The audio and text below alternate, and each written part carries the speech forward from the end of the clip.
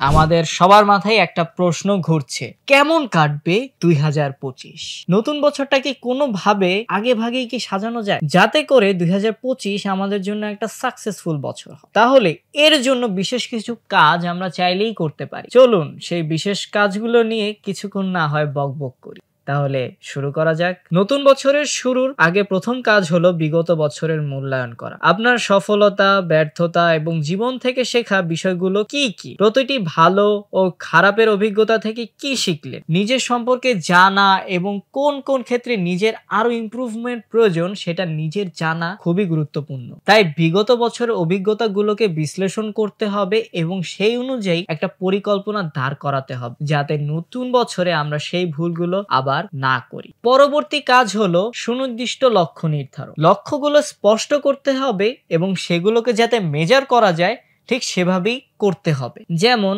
আরো ভালো অর্থনৈতিক অবস্থায় পৌঁছানো না বলে বলুন আমি প্রতি মাসে 5,000 টাকা সেভিংস করব। এরকম একটা সুনির্দিষ্ট লক্ষ্য আপনাদেরকে প্রতিদিনের একটা টার্গেট দিবে এবং সেই সাথে আপনার প্রোগ্রেস কি রকমের হচ্ছে সেটাও আপনি দেখতে পারবেন। নতুন বছর মানে নতুন নতুন সুযোগ এবং এই নতুন বছরে নিজেকে পজিটিভ রাখার অভ্যাসটা আর একটু বেশি করেই করতে পারেন, কারণ প্রতিদিনের একটা ছোট স্টেপ জীবনের একটা বড় পরিবর্তন তৈরি করে দিতে পারে। যেমন প্রতিদিন সকালে ঘুম থেকে উঠেই একটু হালকা ধ্যান করা এবং সন্ধ্যায় বই পড়া, যেটা আমরা কেউ শুনি না, কিন্তু নতুন বছরে সফল হতে হলে আমাদের সেটা অবশ্যই শুনতে হবে। তাই এই ছোট ছোট অভ্যাসগুলো গত বছরের তুলনায় 2025 সালে আপনাকে সবার থেকে আরো এক ধাপ এগিয়ে রাখবে। যদি নিজের মধ্যে এই ইতিবাচক পরিবর্তনটা আনতে পারেন তাহলে এই নতুন বছরটা সুন্দর হতে আপনার জন্য বাধ্য থাকবে। নতুন বছরে সোশ্যাল রিলেশন ঠিক করতে ভুলেও ভুলবেন না, কারণ আমরা এখন সোশ্যালি সবার থেকে ডিটক্স হয়ে যাচ্ছি।